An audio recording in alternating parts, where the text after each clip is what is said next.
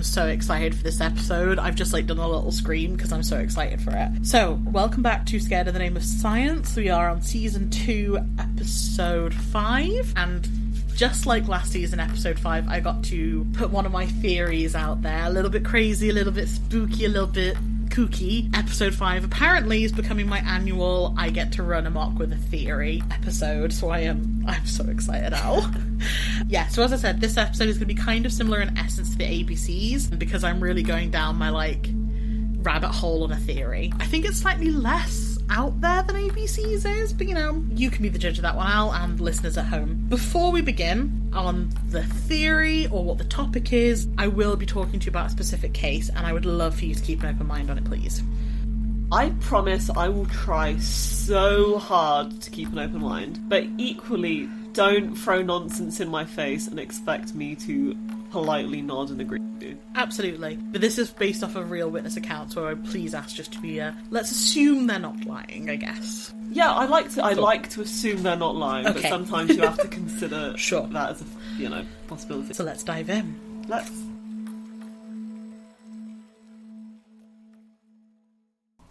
This case I would like to tell you about today, I found again on the Modern Fairy Sightings podcast, so although I have summarised it for this episode, I strongly recommend going and listening to it in full, because the way the person talks about this really lends to its authenticity, and you can tell how nervous he is to talk about this case, which, the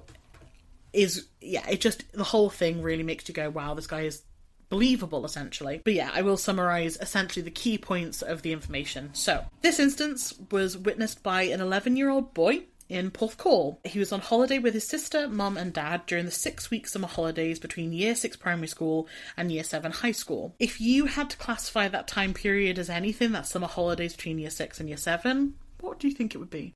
It's a very transitional period between school years. And what's a transitional period also known as? Liminal. Absolutely. So, in fact, I don't think there's anything quite as liminal as a summer holiday, to be honest. You lose all sense of time. Absolutely, yeah. Me and my partner often refer to it as void time, because it's just, you're neither here nor there, and you don't know what's going on. Yes, so a liminal space, the idea of a physical place or time period that potentially has a transitional aspect to it, is associated with fairies as the idea of a place they can move between their world and ours, or that it has a thinness to it that allows us to see beyond what is normally available to us. See Season 2, Episode 2 and 4 for more information on liminal spaces. So this child, this 11-year-old, went off for 10-15 minutes to have a bit of me time, totally valid, understandable, and found his way to the edge of a forest which had sandy dunes running into it. This sounds like a secondary liminal space to me, the beach/forest/dune/edge of stuff. What do you think? Yeah, by definition, it's a transitional space. It's 100% liminal. In fact, it reminds me a lot of my childhood summers in Cornwall. Oh, interesting. I actually thought the sand dunes running into forest sounded like a really unique thing. I can't visualise that in my head. It seems like a massive juxtaposition of forest/beach. So, no, you often have, forests kind of bordering onto the beach. Just seemed weird for me. Yeah. Anyway. So as he was playing, he heard sing-song childish voices calling out to him, saying, Hey you! Come join us! Ew. Hey you! He claims they sounded childish, but had Welsh accents. He had some conversation with the voices and agreed to be shown something by them.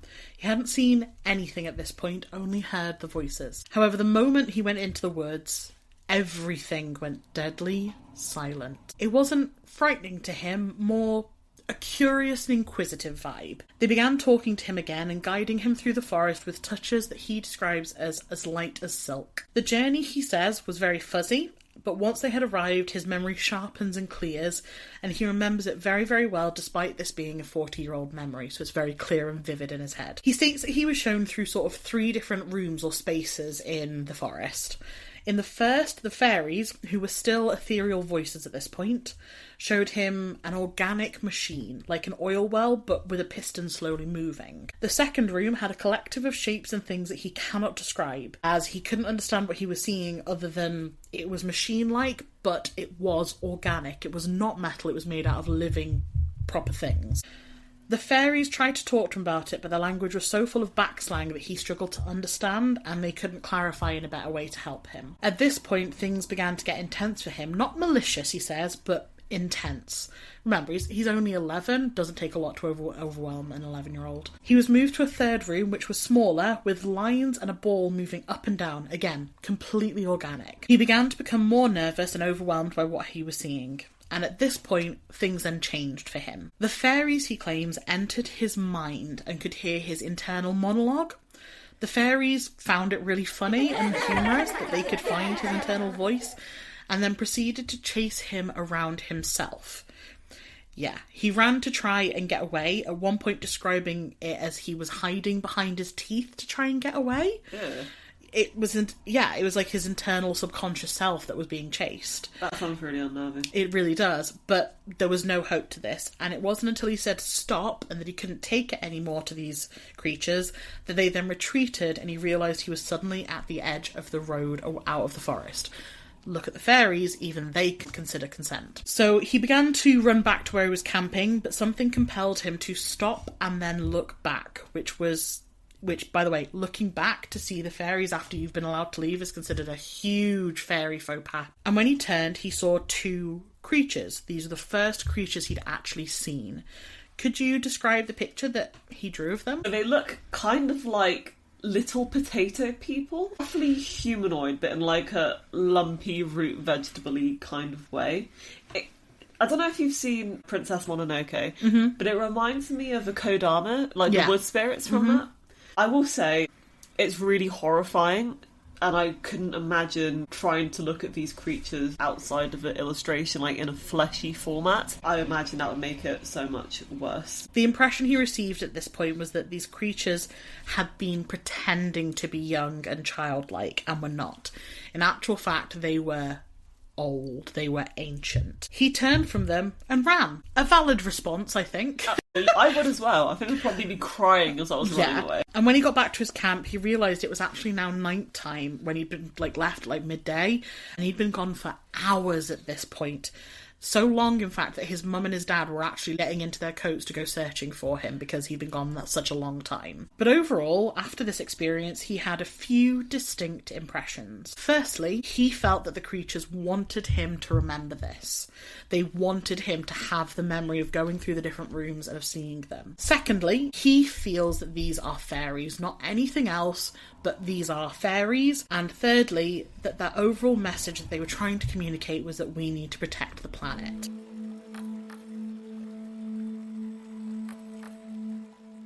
Now I've told you the story. What are your initial thoughts and impressions? Without trying to go into any theories to explain it, I'm just going to say, first of all, it sounds intense as hell and very nightmarish. I really don't understand where the whole protect the environment thing comes into that, because I was not getting that vibe. Also, I really don't like the root vegetable looking creatures. I don't like them at all. Have you got a personal thing against potatoes? I just don't think that they should... I don't think potatoes should be in human form. I don't know if that's a radical thing to say, but I like to keep my root vegetables as unsentient beings if possible. That's fair. I think the message of Protect the Planet was upon his reflection of it, and maybe having considered what else they said to him. He didn't go into the full conversations that he had with them, just the keynotes there, so I don't know if afterwards... Yeah, so if you want more detail on this story, go and listen to that episode of the podcast. It is linked down below, because it is a fascinating listen. It's like an hour-and-a-half episode, and I've summed it up in 5 minutes. So let's move on to the theories. To begin with, let's get this one out there and out of the way. It was an 11-year-old boy. He was making it up. Yeah, absolutely possible, but like I've said to you, but it's something you need to consider, but I don't necessarily like calling people liars without knowing them. It's entirely possible that he fully believes this happened to him. Absolutely. It might not have, but that doesn't make him a liar if he's convinced that is what happened. And having listened to the episode, he sounds so authentic and honest and believable on this, and he said a couple of things that made me believe him even further. Firstly, he explained he hadn't told anyone about this experience for 40 years, so it happened when he was 11, and he was telling the story about a year ago when he was 50-something. Right.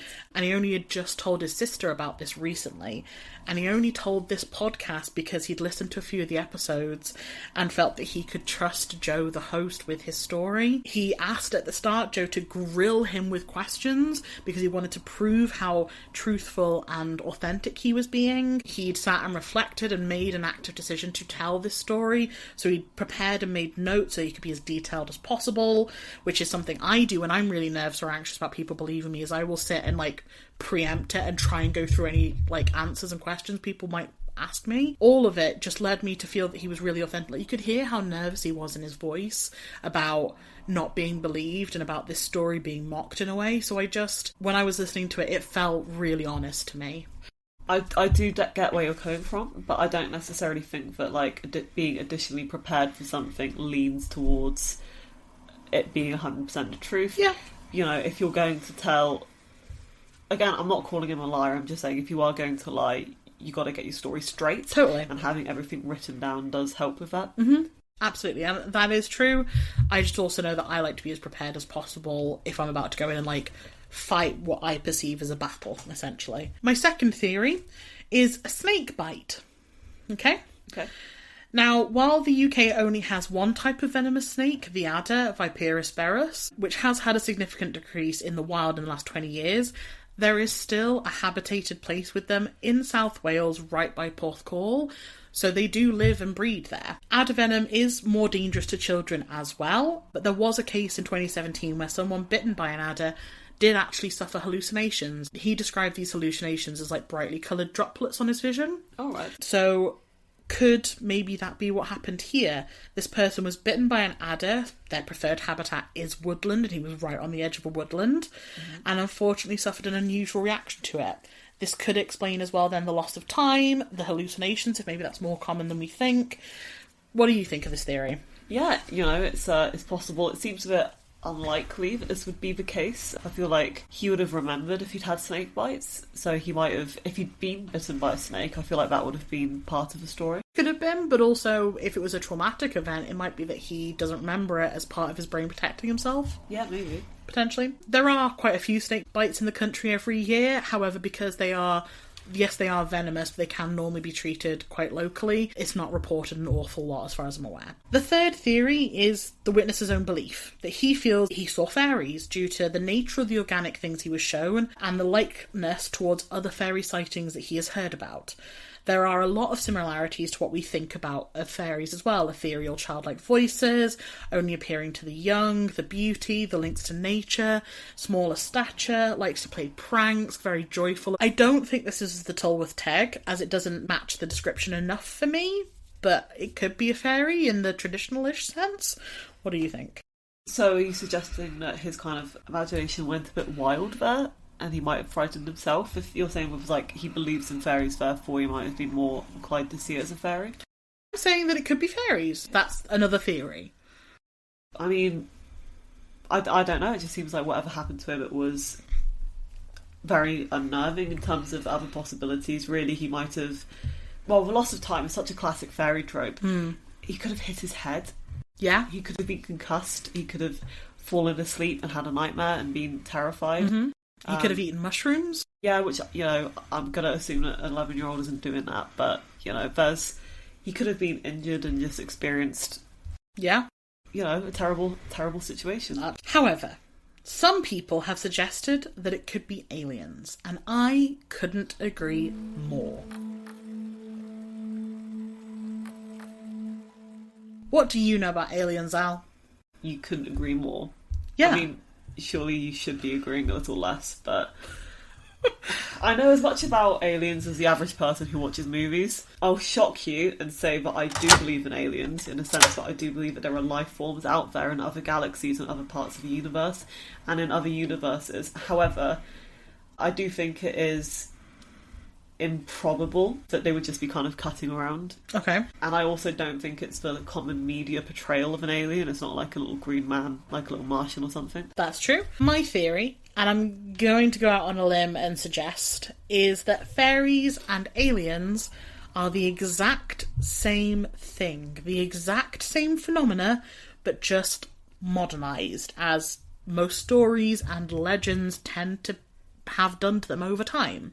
Cool. Do you watch a lot of Doctor Who? No, the cat nurses used to give me nightmares, so my mum said I wasn't allowed to. Of all the things, it's the cat nurses that gave you a nightmare? The, you know the episode where yeah, they with get, the like, face of Bo? No, they get, like, every illness yeah. ever. Yeah, the concept of having every illness, like, mixed with the cat nurses, nightmares for mums. Okay. My mum was like, you're not allowed to watch this anymore. I mean, I highly recommend you pick it back up because it is fantastic. But anyway, in Series 2, Episode 12, a David Tennant episode, Army of Ghosts, ghosts begin visiting the human world. However, the Doctor discovers that they are not actually ghosts, but Cybermen from another alternative world who are pushing their way through a crack in the layers that separate the different alternative universes. The whole world calls them ghosts because that's what they can relate it to from their own stories and histories, because that's what it looks like. They're like blurry outlines of humans, so they automatically go, ghost.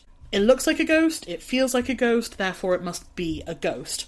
But as the Doctor says in the episode, but a footprint doesn't look like a boot. Now, I'm not trying to suggest which one is real. I'm not trying to say that fairies are real. I'm not trying to say that aliens are definitely real.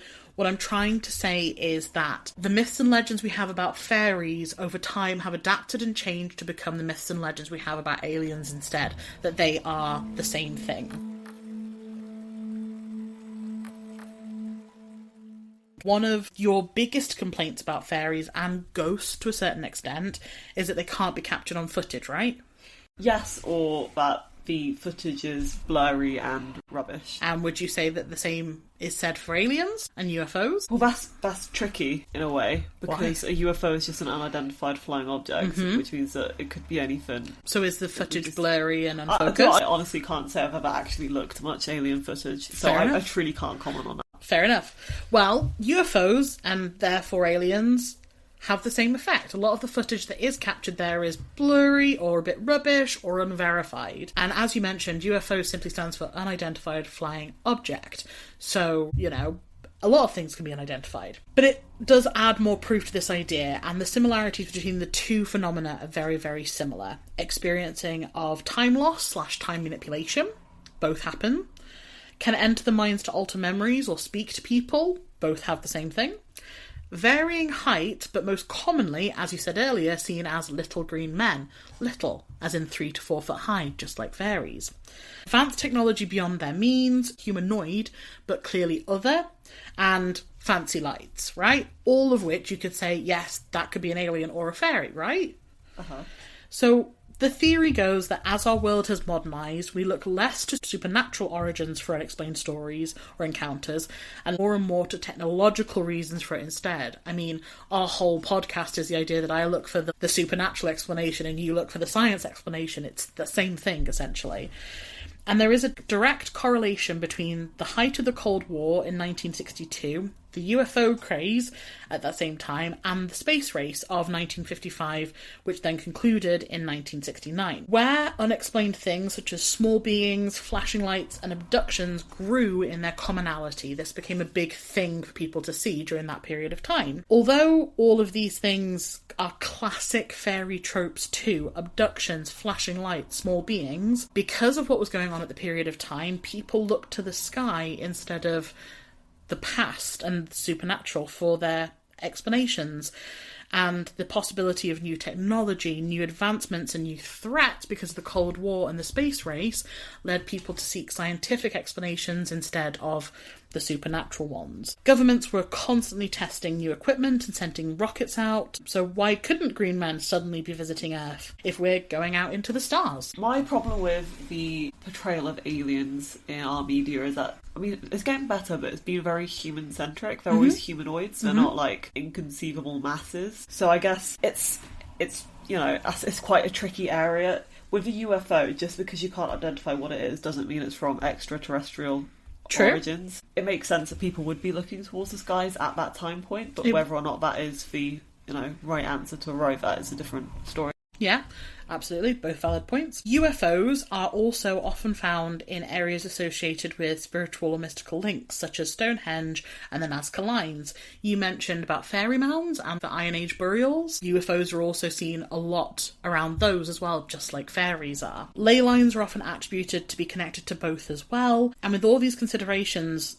the fact there are so many commonalities, why couldn't fairies just be the same thing as aliens? Even if we go the whole one comes from the sky and one comes from the earth, well, fairies are supposed to be able to fly as well, unidentified flying objects.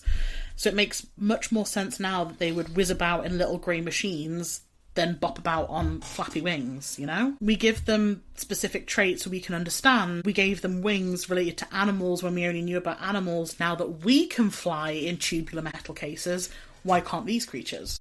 But there's two ways really that you can look about. Either you're saying that they're changing their form to be more perceivable to us, or you're saying that to a point the stories are being made up because you're saying that people are giving them wings because that was what's associated with at the time, whereas now they're being given tubes because we have planes. So I feel like that would a little bit go against your whole thing of the eyewitness accounts, because either they had wings at the time or they didn't. Or we're seeing something that we can't comprehend and we're putting a filter on top of it to make it easier to understand. But that makes it entirely dismissible, because then it's no proper, you can't trust the eyewitness accounts, which I don't think you can anyway. Yeah.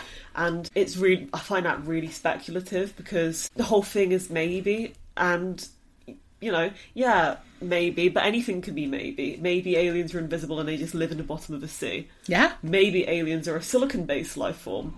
Maybe aliens come to Earth because they think our music's really good and they want to steal some cows. Anyone can speculate wildly, and just because you're not able to disprove something at that point does not make it true.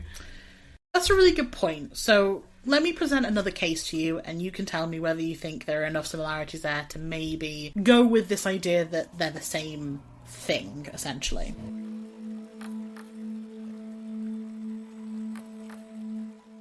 This story comes from Pembrokeshire in Wales in 1977, where multiple different sets of people saw what they identified as an encounter CE3, or Close Encounter Level 3, a categorization system suggested by astronomer J. Allen Hynek in his 1972 book The UFO Experience, A Scientific Inquiry. Cool. A CE3 is where first contact with the aliens are made and the occupants or pilots are actually witnessed. This is the highest rating on the scale, by the way. Several pupils surprised their teachers by stating they had seen an unearthly, saucer-shaped UFO with a 7-foot-tall, silver-suited humanoid figure emerging from within. When asked to draw what they had seen, the pupils all shared really similar pictures. Over the next few years, numerous people in the area saw similar UFOs and aliens from all over different places in that area, a lot of which were at the same time. Although this is the main gist of it, it's not the part of the Broadhaven sighting that I want to focus on with you. Instead, it is the encounter that has the biggest parallels between UFO and fairy, in my opinion. And the story goes as follows. A woman and her 3 kids, one of whom was 10 years old, were driving home from St Ishmael's to Ripperston Farm. They were almost home. In fact, they were in the very last dale, which is a valley, before they were home, when the 10-year-old suddenly stated that he could see a bright light flying in the sky. He described it as yellow and coming towards them. It went overhead and was described furthermore as an upside-down torch. Now, could this be a fairy fire or a will-o-wisp? One could... question mark. The woman, freaking out a little bit, started driving faster and asked the son where it was. He stated it was now following them, chasing them, just like the fairies did in the first story I told this episode.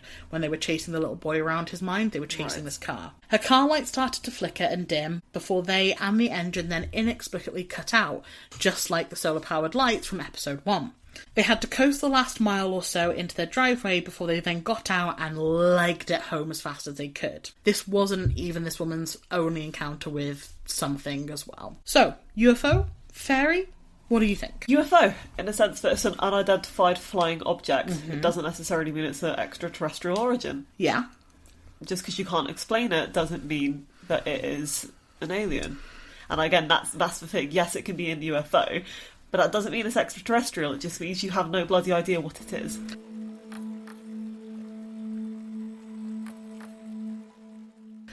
Do you see the similarities, though, between that alien and fairy? Yeah, absolutely. I do see some similarities between, the stories. But going back to the other one with the 7-foot-tall humanoid figure... Yes. I do have to ask, it's always humanoid, and isn't that so self-centered of our species? We just, it's another intelligent life form, it must be shaped roughly like us. I mean, where's our sentient pile of goo?